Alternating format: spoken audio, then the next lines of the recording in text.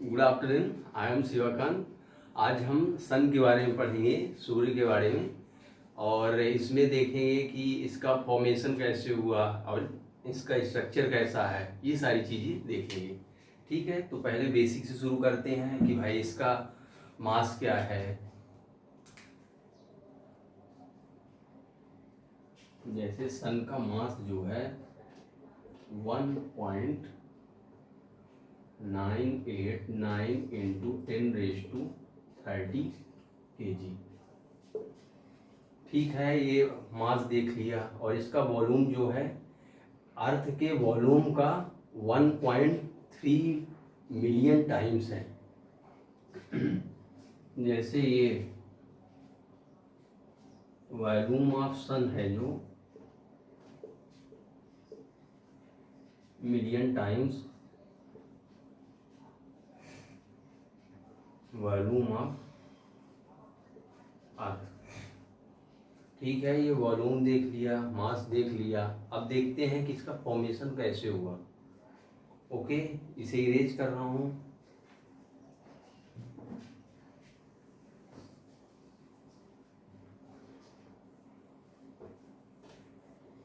Formation में देखते हैं तो पहला जो एक रेलिवेंट थ्योरी जो है इसके लिए बिग बैंग थ्योरी, उससे समझने की कोशिश करते हैं कि भाई सन कैसे बना है। Because it is also a star, तो जो दूसरे स्टार की फॉर्मेशन प्रोसेस होगी वो ही इसकी भी होगी। तो बिग बैंग थ्योरी में क्या था कि 14.7 बिलियन ईयर एगो एक बहुत छोटा सा एक मैटर था, पार्टिकल था। मतलब उसकी जो वॉल्यूम थी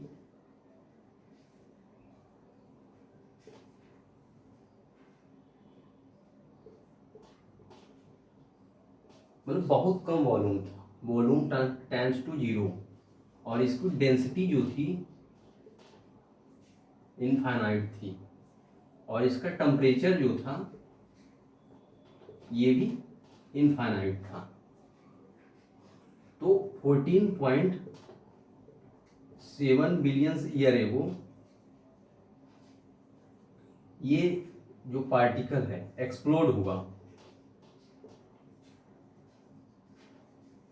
जो कि कई पार्टिकल्स में डिवाइड हुआ। पहले 3 मिनट में पहला एटम बना। जब ये पार्टिकल एक्सप्लोड हुआ तो कई पार्ट में, जैसे ये टूटा, सब बाहर की ओर जाने लगे।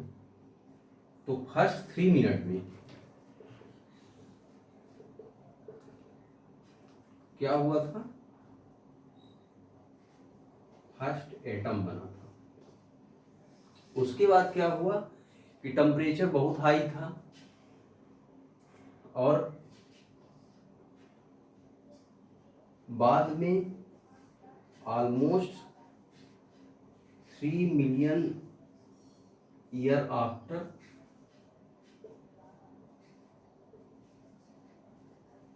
बिग बैंग तो एक नॉर्मल टेम्परेचर हुआ, जिससे क्या हुआ कि गैसियस पार्टिकल बनने लगे। तो ये था एक बिग बैंग थ्योरी का एक बेसिक कॉन्सेप्ट। ठीक है, अब इससे हम समझते हैं कि भाई स्टार कैसे बना। ओके, इसे इरेज कर रहा हूं।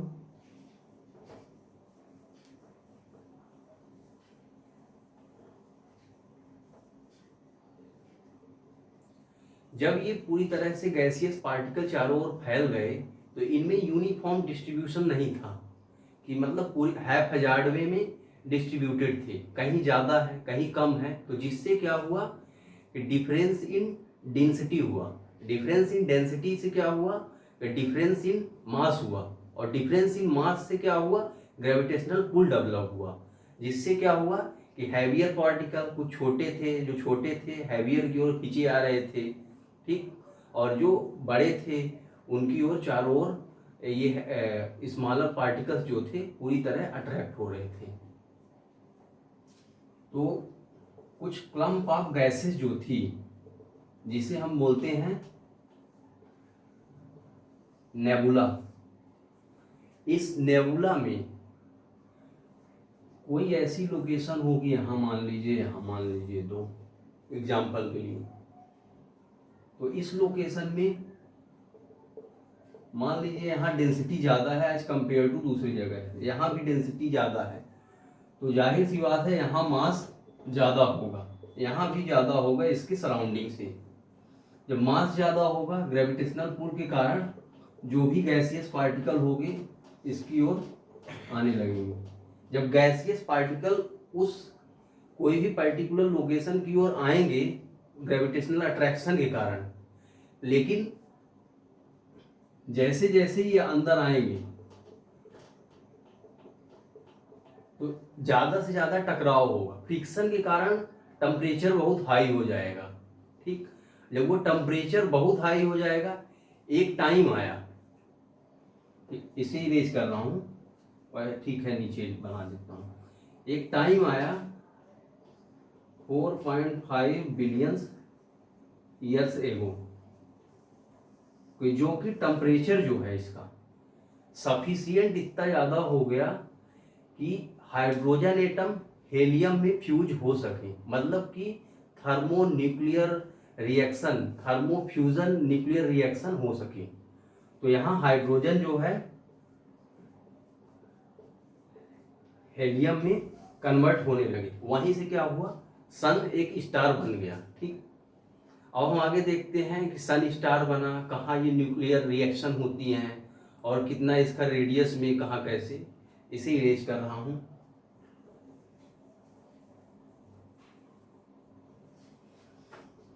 ठीक है, डायग्राम में चलते हैं। तो ये जो कोर वाला सेक्शन है, अंदर वाला ये कोर वाला एरिया, इस एरिया में क्या है कि जो भी फ्यूजन रिएक्शन हो रही है, हाइड्रोजन हीलियम में कन्वर्ट हो रहा है, मतलब कि फ्यूज हो रहा है न्यूक्लियर फ्यूजन रिएक्शन से। तो यहाँ जब न्यूक्लियर फ्यूजन रिएक्शन होती है, hydrogen plus hydrogen, helium plus, energy बहुत ज़्यादा निकलती है। वही जो एनर्जी निकलती है, हमें जो रिसीव होती है एनर्जी, यही बेसिकली प्रोड्यूस होती है। इसका जो रेडियस होता है ऑलमोस्ट 20 to 25% जो इसका सन का टोटल रेडियस है उसकी ये पार्ट है। फिर कोर में क्या है कि मैक्सिमम हेलियम का कंसंट्रेशन बढ़ चुका है अब के टाइम में, क्योंकि ये जब शुरू में बना था 4.5 बिलियन ईयर्स एगो, और ये कह सकते हैं कि जैसे हर आदमी की जैसे एक लाइफ साइकिल होती है, ऐसे ही स्टार की भी एक लाइफ साइकिल होती है। बनेगा, एक टाइम में बहुत पीक में होगा, फिर डाउन होगा, फिर ऑलमोस्ट एग्जॉस्ट हो जाएगा, जिसे लास्ट में वाइट डॉर्फ बोलते हैं। तो ये लास्ट जब ये वाइट डॉर्फ में कन्वर्ट हो जाएगा, वो टाइम जो होगी एक कैलकुलेटेड टाइम है 6.5 बिलियन ईयर अभी ये रहेगा। ठीक है, अब हम देखते हैं कि जो सन की ये एनर्जी रेडिएट होती है तो वो कैसे कैसे कब कब कितने टाइम में निकलती है। तो जैसे यहाँ न्यूक्लियर फ्यूजन से एनर्जी निकलेगी, फिर दूसरा जोन में जाएगी, ये है रेडिएटिव जोन। रेडिएटिव जोन जो है ऑलमोस्ट 70% रेडियस तक होता है, सन का 70% रेडियस तक होता है। मतलब कि अगर सन की एग्जांपल के लिए लेते हैं कि 100 कोई रेडियस है तो उसका 70 तक ये रेडिएटिव जोन होगा। रेडिएटिव जोन में जो हीट ट्रांसफर होती है वो रेडिएशन के थ्रू होती है, ना कि कन्वेक्शन से। कारण ये है कि टेम्परेचर यहाँ बहुत हाई होता है। टेम्परेचर कोर में जो है 15 मिलियन डिग्री सेल्सियस होता है। ये इतना ज़्यादा टेम्परेचर है कि यहाँ कोई भी इवन कार्बन डायमंड कुछ भी है पूरी तरह उसको मेल्ट ही नहीं बल्कि उसको बॉयल कर देगा, इतना ज़्यादा टेम्परेचर होता है। फिर ये रेडिएटिव जोन में जब जाएगा ये ऑलमोस्ट यहाँ इसका रिफ्लेक्शन होता रहता है, आएगा ऐसे जाएगा, बहुत सारी प्रोसेस। तो ऑलमोस्ट यहाँ रेडिएटिव जोन में इसको 1.7 लाख ईयर्स लग जाते हैं इस लाइट को। फिर रेडिएटिव जोन के बाद कन्वेक्टिव जोन में जब जाता है तो रेडिएटिव और कन्वेक्टिव के बीच की जो बाउंड्री है उसको हम बोलते हैं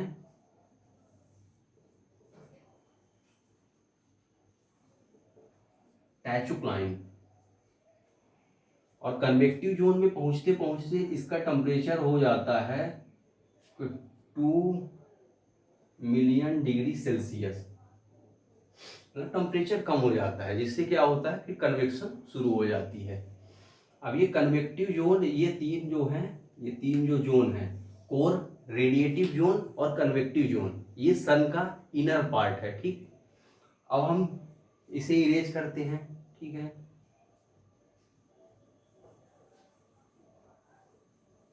अब हम कन्वेक्टिव जोन के बाद में जाएंगे कि उसके बाहर वाला एरिया क्या है, फोटोस्फियर, क्रोमोस्फियर, ये सारी चीजें।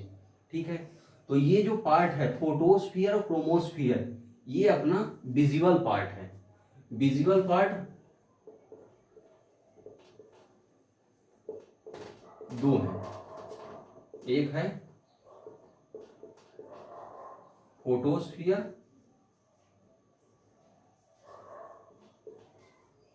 क्रोमोस्फियर। ठीक है, तो जो फोटोस्फियर वाला पार्ट है, यहाँ से जो हम रेज आती है, यहाँ सूर्य की जो भी किरणें पड़ती हैं, तो मैक्सिमम जो होती है फोटोस्फियर की लाइट होती है। बाहर क्रोमोस्फियर है, उसके बाद भी इसकी नहीं होती। कारण ये है कि यहाँ का टेम्परेचर जो है बहुत ज़्यादा होता है कंपेयर टू क्रोमोस्फियर। तो जो विजुअल लाइट्स जो है क्रोमोस्फियर में उतना इफेक्टिव नहीं होती as compare to that of photosphere, जिससे हम फोटोस्फियर की ही लाइट जो हम अभी सन की देखते हैं फोटोस्फियर की होती है। लेकिन क्रोमोस्फियर की लाइट हम तब देख पाते हैं, जैसे मान लीजिए टोटल सोलर इक्लिप्स है।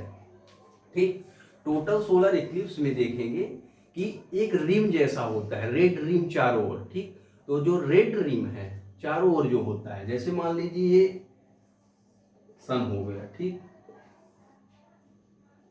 ये अर्थ हो गया, ये मून हो गया, ठीक है ना, ये आपका टोटल सोलर इक्लिप्स है।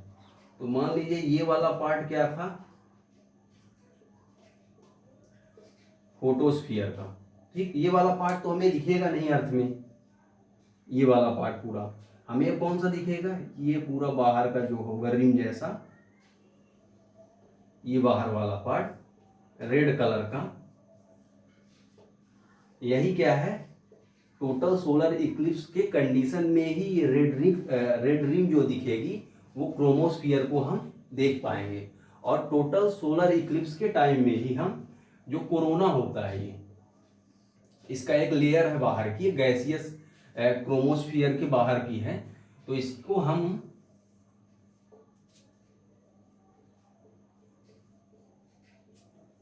वाइट फ्लावर्स पेटल जैसा ये दिखता है। फ्लावर्स पेटल मतलब कि कोई भी फूल है उसका जो बाहर वाला जो हिस्सा होता है, इसे आप कह सकते हैं आउटर लेयर जो है, वही आपका पेटल पार्ट होता है, वैसा कुछ ये दिखता है कोरोना वाला पार्ट। ठीक है, अब हम इससे देखेंगे कि इसे इरेज कर रहा हूं।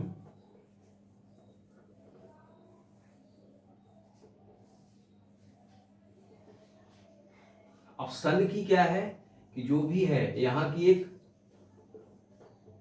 सन फ्लेयर्स जो होती हैं, वो इसके हीट और मैग्नेटिक फील्ड दोनों को ही बाहर ले जाती हैं। जहां तक इसका इफेक्ट होता है सन के हीट तो चलिए हर जगह होता है, सन के मैग्नेटिक फील्ड का वो लेयर होती है आपकी हेलियोस्फीयर। ठीक है, अब हम आगे देखेंगे नेक्स्ट लेक्चर में कि भाई मैग्नेटिक फील्ड कैसे प्रोड्यूस होती है, सन की स्पिन क्या है, क्या सन भी घूमता है कि स्टेटिक है। ठीक है, ये सारी चीज़ें देखेंगे। ठीक है, अब हम नेक्स्ट लेक्चर में ही इसके आगे बताएंगे।